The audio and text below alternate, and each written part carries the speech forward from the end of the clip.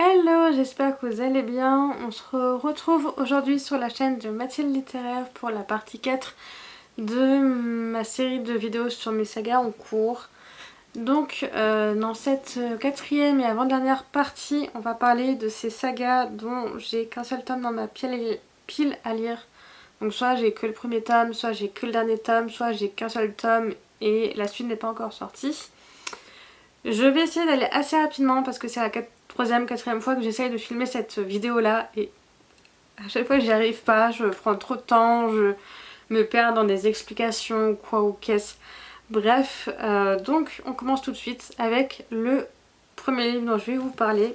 Il s'agit du tome 2 des Chroniques lunaires de Marissa Meyer, publié chez Pocket Jeunesse,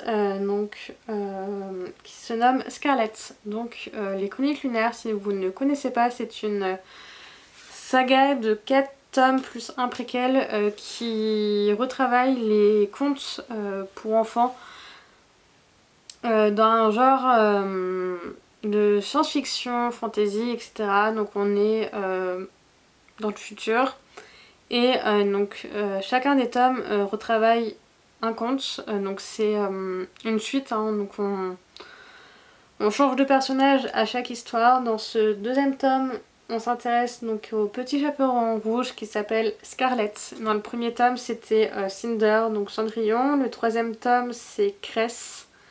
Et le quatrième tome, c'est Winter. Donc c'est une saga que j'ai bien aimée. Enfin, j'ai beaucoup adoré le premier tome.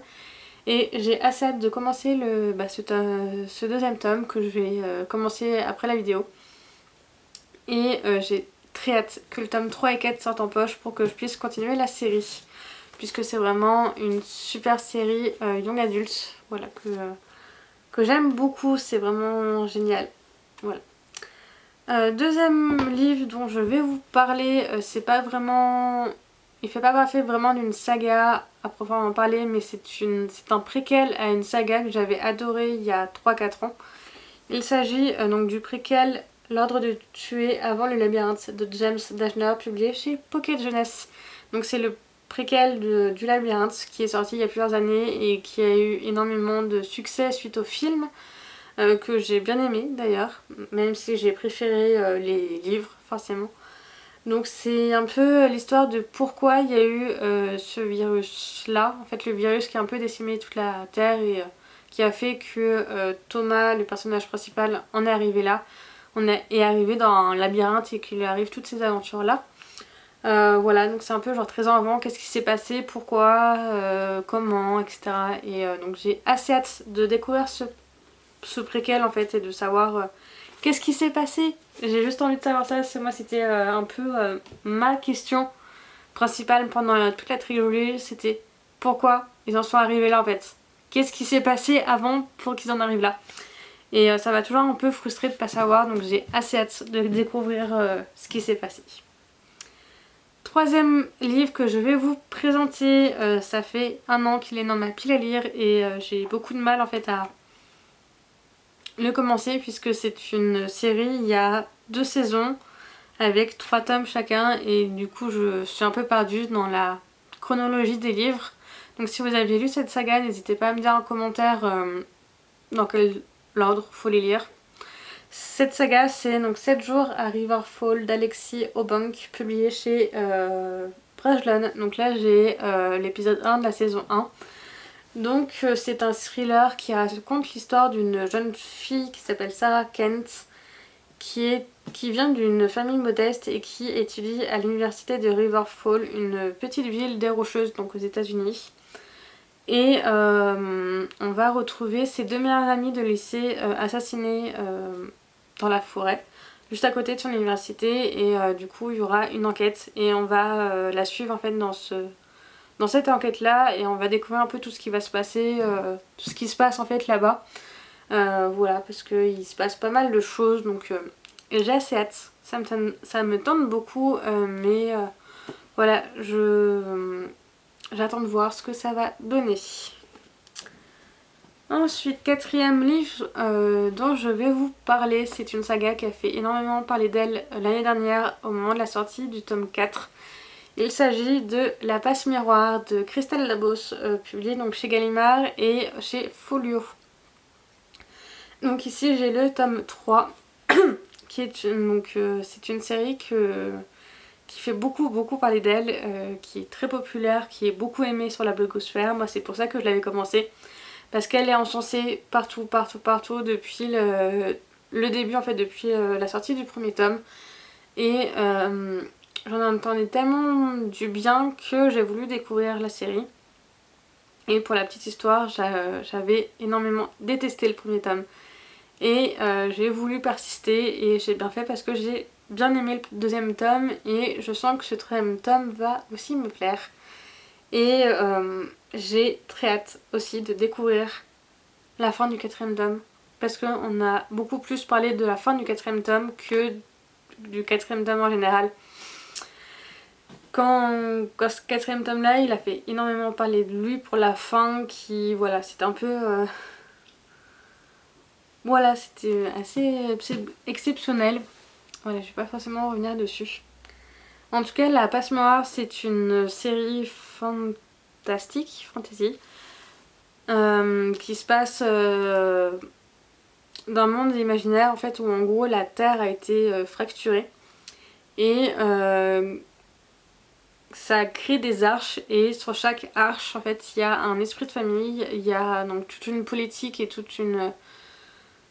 plein de choses qui se sont mises en place. Et en gros on va suivre une jeune fille, Ophélie, qui habite donc sur l'âge d'Anima et qui va être mariée de force, qui va être fiancée de force à un homme d'une autre arche qui s'appelle Thorn. Et elle va aller vivre chez cet homme-là qui est très taciturne, très distant et qui n'est pas du tout favorable à ce mariage-là. Donc aucun des deux n'est favorable au mariage, mais pour des histoires politiques ils vont devoir se marier. Et donc on va vraiment les suivre dans cette aventure-là. Voilà, donc c'est une série très intéressante à lire, qui est autant pour les adultes que pour les adolescents. Voilà, je la conseille autant aux deux en fait. Notamment, enfin, faut savoir que Gallimard a publié donc en poche cette histoire-là en poche adulte et en poche folio junior, pardon. Voilà, c'est la série est disponible en fait en folio adulte et folio junior. Donc pour dire qu'elle peut être lue en fait autant par les adultes que par les ados, et ça je trouve ça vraiment très intéressant en fait. Voilà, pour une série en fait, c'est assez bien parce que c'est autant accessible en fait pour les deux.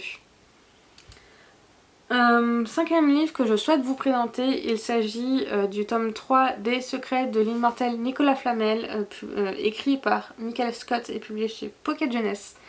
C'est une série donc jeunesse pour les 13-15 ans à peu près, environ. Et donc c'est l'histoire de deux jumeaux qui vont découvrir qui sont les jumeaux d'une prophétie, d'une très vieille prophétie qui dit qu'ils vont un peu sauver le monde. Et en fait dans leur quête ils vont rencontrer Nicolas Flamel qui va les accompagner en fait pour un peu réaliser cette quête là. Et il y a énormément de mystères et énormément de choses qui vont leur arriver. Et c'est ultra intéressant et j'aime beaucoup. Même si je sais que j'aurais encore plus adoré si j'aurais lu cette saga là quand j'avais 13 ans en fait. C'est totalement le genre de saga que j'aurais adoré à cet âge là. 10 ans en arrière, mais voilà. Du coup elle était déjà sortie quand j'étais ado, parce que je crois qu'elle est sortie en 2007, quelque chose dans le genre.